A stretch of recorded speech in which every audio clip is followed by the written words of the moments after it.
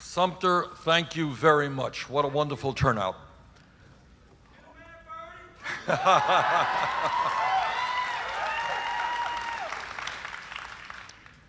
am delighted to be here because what we're going to do today is we're going to do something very radical. You ready for something radical? We're going to practice democracy.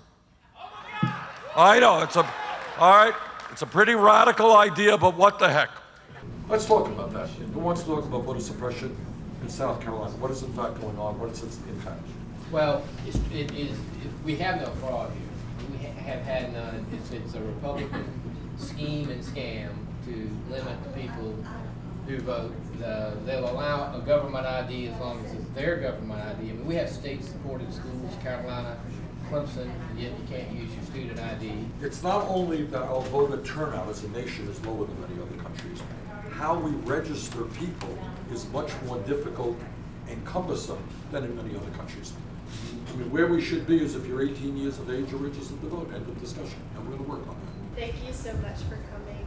A question that I have is, I know lately there's been a lot of tension between you as well as in the Black Lives Matter protesters. And I was just wondering, knowing that there is that tension that exists, what strategy do you plan to employ to really attract young Black voters? I think the issues that Black Lives Matter is raising is a huge issue.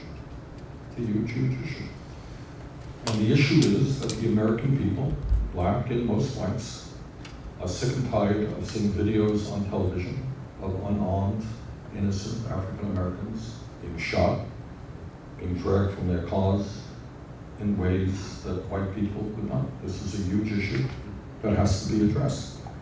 And one of the issues that we are working very hard on are major reforms of the criminal justice system. The system is broken and it needs real reforms. I don't have to go into great length about the problems. As I mentioned, we start off with the fact that we have huge numbers of people in jail. Why is it being destroyed? Why do we have so many people in jail? Well, a lot of reasons why. Second of all, we have local. I was a former mayor, so I know something about this, and I worked very hard with our police department. We have local police departments that look like, a military operation, where they look like they're invading the community rather than serving the community. And I think what we need is to make police departments, now, as you all know, police departments are run by local governments, but the federal government can play an important role by doing model programming.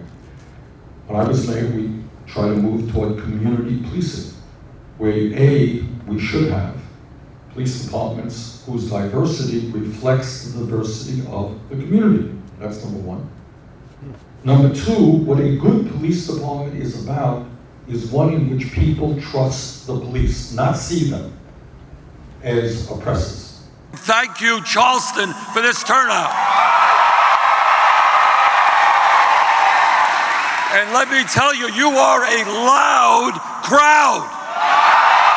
Whoa. And what we are saying in this campaign is something no other candidate will say.